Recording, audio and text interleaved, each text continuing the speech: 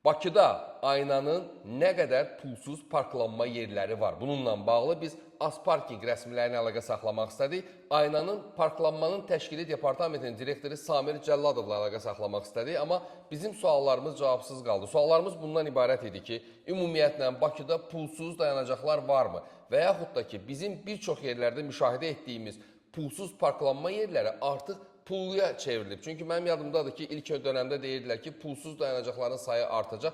Amma mən hələ bunu müşahidə edə bilmirəm və ümumiyyətlə pulsuz parklanma yerlərinin olmaması səbəbindən müştərilər, daha doğrusu burada parklanma həyata keçirən sürücülər avtomobillərini artıq yaxın ərazidə olan həyətlərin ərazisində, məhəllələrdə saxlamağa başlayıblar və buna görə bir çox məhəllələr artıq öz həyətlərinə şlabamlar qoymağa başlayıblar. Bu özü də təhlükəlidir, çünki əraziyə yanğın avtomobillərinin giriş-çıxışını, hər hansı baş verə biləcək hadisənin qarşısının alınmasında görüləcək tədbirlərdə problemlər yaradacaq və bu bir mənalıdır. Siz bütün məhəllələri, həyətləri gəzsəz, artıq orada çox geniş tərkibdə, çox güclü bir tıxacların yaranmağının şahidi ola bilərsiniz.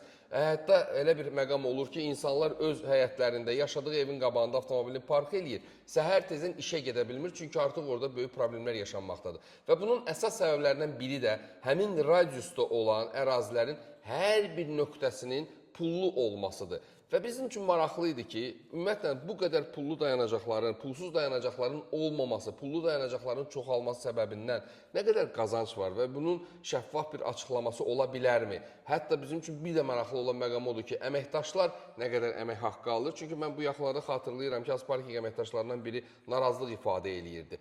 Və biz bununla bağlı Asparkinglə olan o suallarımızın cavablandırılması ilə bağlı aynada parklanmanın təşkili departamentinin direktoru Samir Cəlladovla əlaqə saxlamaq istədik. Cənab Cəlladovla bu məsələni dəqiqləşdirmək mümkün olmadı. Bizə bildirdilər ki, onun səlahiyyətində deyilsin, suallarınızı cavablandırsın.